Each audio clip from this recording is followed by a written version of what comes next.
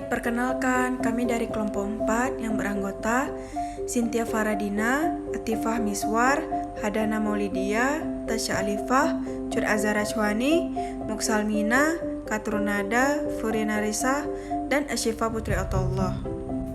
Mekanisme transaksi saham syariah di Indonesia. Saham itu apa sih?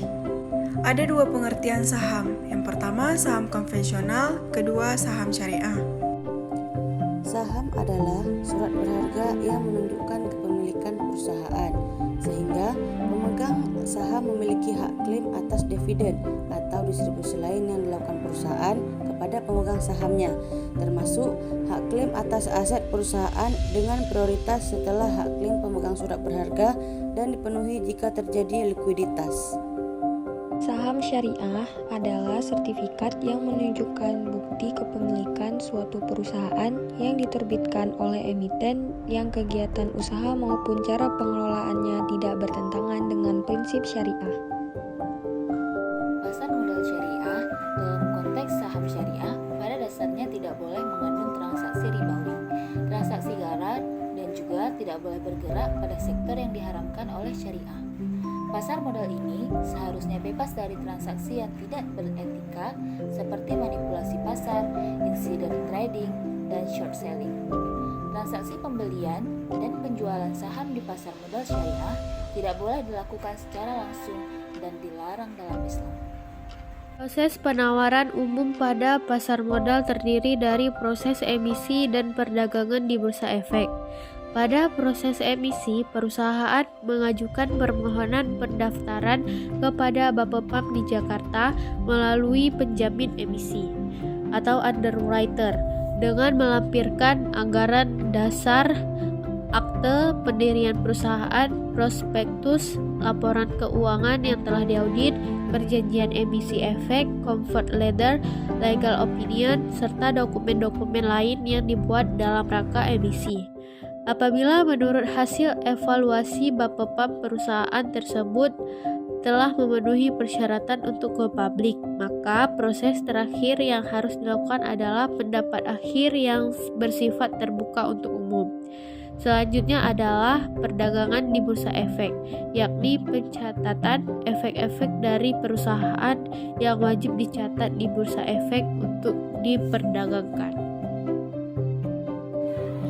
Ada beberapa tahap penawaran saham pada pasar perdana, yakni yang pertama ada pengumuman dan pendistribusian prospektus, yang kedua ada masa penawaran, yang ketiga ada masa penjatahan, yang keempat ada masa pengembalian dana, yang kelima ada penyerahan efek, dan yang keenam ada pencatatan efek. Penerbitan saham syariah oleh emiten atau perusahaan publik yang menyatakan bahwa kegiatan usaha serta pengelolaannya dilakukan berdasarkan prinsip syariah di pasar modal.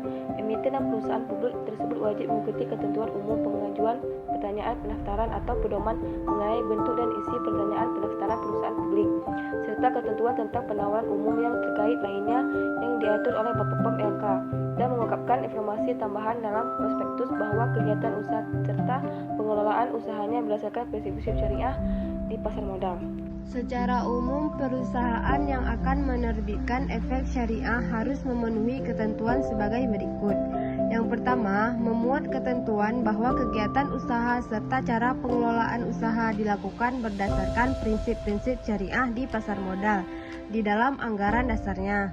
Yang kedua, semua jenis usaha, akad, aset yang dikelola, cara pengelolaan oleh emiten, produk dan jasanya tidak boleh bertentangan dengan prinsip-prinsip syariah.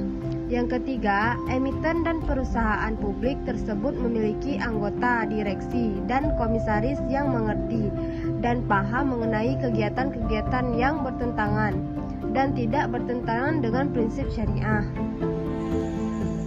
Islam memandang semua perbuatan manusia dalam kehidupan sehari-harinya, termasuk aktivitas ekonomi, sebagai investasi yang mendapatkan hasil. Kemudian Allah berfirman dalam Al-Quran surat Al-Hajj ayat 18 yang artinya, wahai orang-orang yang beriman, bertakwalah kepada Allah dan hendaklah setiap orang memperhatikan apa yang telah diperbuat untuk hari esok akhirat.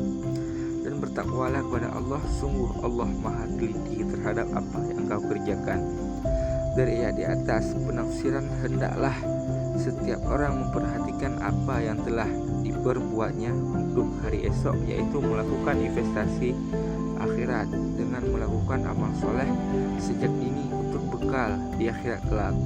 Penggunaan investasi tidak hanya untuk diri sendiri, melainkan untuk kemaslahatan kesejahteraan bersama.